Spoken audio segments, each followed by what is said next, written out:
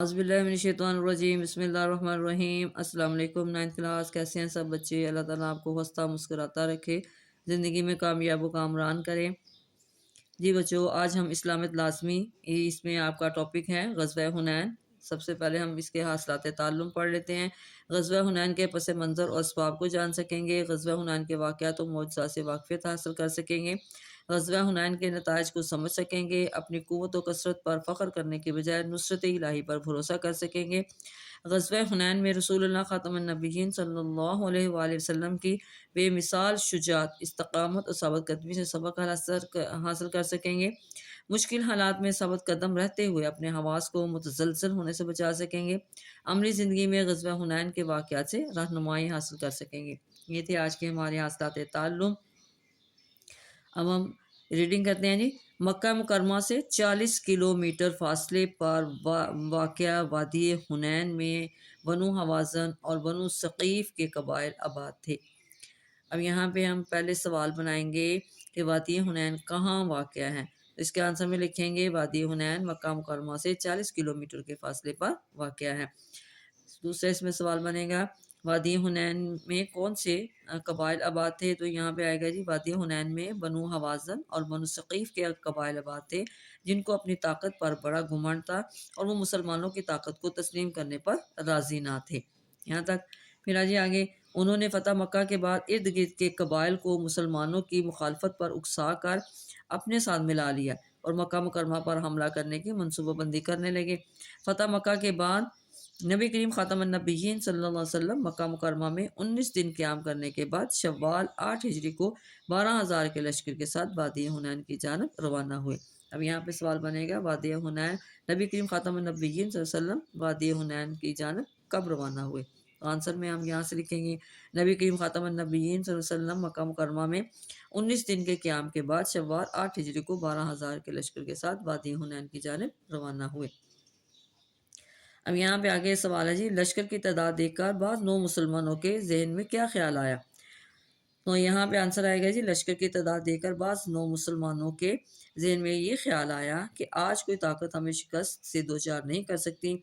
इनका यूँ अपनी ज़ाहिरी ताकत और कसरत तादाद पर इतराना अल्लाह ताला को पसंद ना आया। यहाँ तक आ गया।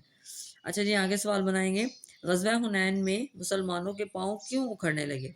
यहाँ से लिखेंगे इधर दुश्मनानी इस्लाम मुसलमानों से पहले मैदान में पहुंचकर जंगी तदाबीर इख्तियार कर चुके थे। जैसे ही मुसलमान मैदान जंग में उतरे, कुफ़ार ने अचानक हमला करते हुए मुसलमानों पर तीरों की बारिश कर दी, जिसकी वजह से बदनज़मी पैदा हुई। मुसलमान अचानक इस कदर शदीद हमले से बुखला गए और आर्जी तौर पर मुसलमानों के पाँव उखड़ने लगे। यहाँ तक आ जाएगा। आगे जी, इस मौके पर नबी करीम ख़ातमुन नबिय्यीन सल्लल्लाहु अलैहि वसल्लम बेमिसाल जुर्रत बहादुरी का मुज़ाहरा करते हुए मैदान में डटे रहे।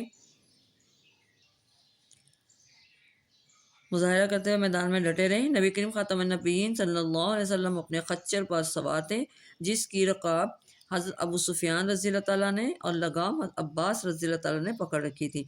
नबी करीम ख़ातमुन नबिय्यीन सल्लल्लाहु अलैहि वसल्लम खच्चर से उतरे और दर्ज अल कलमात अदा करते हुए दुश्मन की तरफ चल पड़े। अनन नबिय्यु ला कज़िब अना इब्नु अब्दुल मुत्तलिब, मैं नबी हूँ, इसमें कोई झूठ नहीं, मैं अब्दुल मुत्तलिब की औलाद हूँ। नबी करीम ख़ातमुन नबिय्यीन सल्लल्लाहु अलैहि वसल्लम को अल्लाह ताला की ज़ात पर किस बात का यकीन था। नबी करीम ख़ातमुन नबिय्यीन सल्लल्लाहु अलैहि वसल्लम को अल्लाह ताला की ज़ात पर भरोसा और यकीन कामिल था कि अल्लाह ताला हमारी ज़रूर मदद फरमाएगा और दीन इस्लाम को गलबा हासिल होगा। ये आगे जी, ग़ज़वा हुनैन में नबी करीम ख़ातमुन नबिय्यीन सल्लल्लाहु अलैहि वसल्लम ने अब्बास रज़ियल्लाहु ताला अन्हु से क्या फरमाया। आंसर में लिखेंगे नबी करीम ख़ातमुन नबिय्यीन सल्लल्लाहु अलैहि वसल्लम ने अपने चचा अब्बास रज़ियल्लाहु ताला अन्हु से फरमाया कि मुजाहिदीन को साबित कदम रहने के लिए पुकारें। चुनांचे उन्होंने बुलंद आवाज़ से मुजाहिदीन को पुकारा और कहा, बैते रिज़वान वालों कहाँ हो। ये आवाज़ सुनकर तमाम मुसलमान वापस मुड़े और थोड़ी ही देर में मैदान जंग मुजाहिदीन से भर गया। यहाँ तक इसका आंसर आएगा। फिर आएगा जी, बनु हवाज़न के खिलाफ गमसान की लड़ाई शुरू होगी, जल्दी दुश्मन के पाँव उखड़ने लगे। अब यहाँ पे आंसर अब सवाल आप बनाएंगे जी, غزوہ حنین میں اللہ تعالیٰ نے نبی کریم خاتم النبیین صلی اللہ علیہ وسلم کو کون سے معجزات عطا فرمائے؟ تو آنسر میں لکھیں گے جی اس غزوے میں اللہ تعالیٰ نے نبی کریم خاتم النبیین صلی اللہ علیہ وسلم کو متعدد معجزات عطا فرمائے۔ نبی کریم خاتم النبیین صلی اللہ علیہ وسلم نے لڑائی کی شدت دیکھ کر مٹھی بھر مٹی اٹھائی اور کفار کی طرف پھینکی۔ وہ مٹھی بھر خاک دشمن کے ہر شخص کی آنکھ میں چلی گئی۔ دشمن کی صفیں بکھر گئیں اور وہ میدان چھوڑ کر بھاگ گئے۔ یہاں تک اس کا آنسر ہے۔ آگے جی، اللہ تعالیٰ نے اس غزوے میں فرشتوں کے ذریعے سے مسلمانوں کی مدد فرمائی۔ غزوہ حنین میں حضرت ابو طلحہ انصاری رضی اللہ تعالیٰ نے تنہا 30 مشرکوں کو قتل کیا، جبکہ مرنے والے کفار کی کل تعداد 300 سے زائد تھی۔ اس غزوے میں 4 مسلمان شہید ہوئے۔ غزوہ حنین میں اللہ تعالیٰ نے اہل اسلام کو بے شمار مال غنیمت عطا فرمایا۔ اس مال غنیمت میں 6000 جنگی قیدی، 24,000 اونٹ، 40,000 بکریاں اور 4,000 اوقیانوس چاندی شامل تھی۔ نبی کریم خاتم النبیین صلی اللہ علیہ وسلم نے مال غنیمت فوراً تقسیم نہیں کیا، بلکہ وہ 2 ہفتے تک انتظار فرمایا تھا کہ شاید بنو حوازن اسلام قبول کر لے اور مال غنیمت ان کو واپس کر دیا جائے، لیکن ایسا نہ ہوا اور آپ خاتم النبیین صلی اللہ علیہ وسلم نے مال غنیمت تقسیم فرما دیا۔ غزوہ حنین کی وجہ سے متعدد قبائل دار اسلام میں داخل ہوئے اور اسلام مزید دور دراز کے علاقوں تک پھیل گیا۔ اب یہاں پہ سوال بنائیں گے، غزوہ حنین میں مسلمانوں کی نصرت و فتح کے متعلق اللہ تعالیٰ نے کیا ارشاد فرمایا؟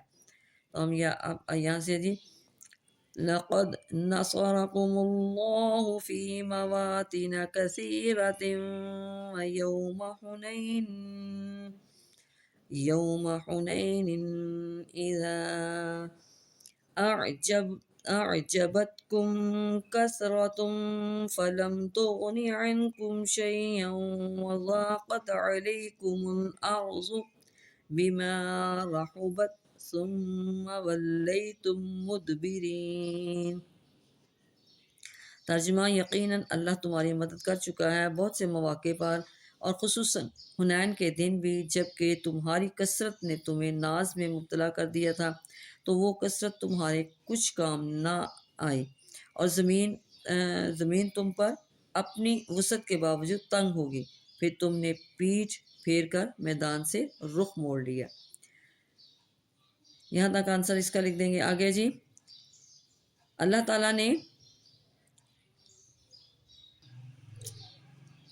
نے مسلمانوں کو آزمائش سے دوچار کر کے کیا پیغام دیا؟ تو آنسر میں ہم لکھیں گے، اللہ تعالیٰ نے آزمائش سے دوچار کر کے بتا دیا کہ مسلمانوں کو کبھی بھی اپنی تعداد اور ساز و سامان کی فراوانی پر بھروسہ نہیں کرنا چاہیے، بلکہ اللہ پر توکل رکھتے ہوئے ہمیشہ عجز و انکسار کی روش اپنانی چاہیے، کیونکہ کثرت کے باوجود شکست کا سامنا کرنا پڑ سکتا ہے۔ یہاں تک آئے گا۔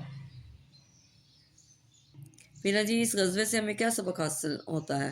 تو اس میں لکھیں گے، اس غزوے سے ہمیں یہ سبق ملتا ہے کہ ہمیں ہمیشہ اللہ تعالیٰ کی نصرت اور مدد پر یقین رکھنا چاہیے، ظاہری مال و اسباب پر بھروسہ کرنے کی بجائے اللہ تعالیٰ کی ذات پر کامل بھروسہ کرتے ہوئے اللہ تعالیٰ سے نصرت اور مدد کی دعا کرنی چاہیے۔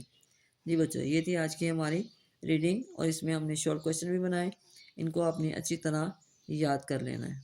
اوکے، اللہ حافظ۔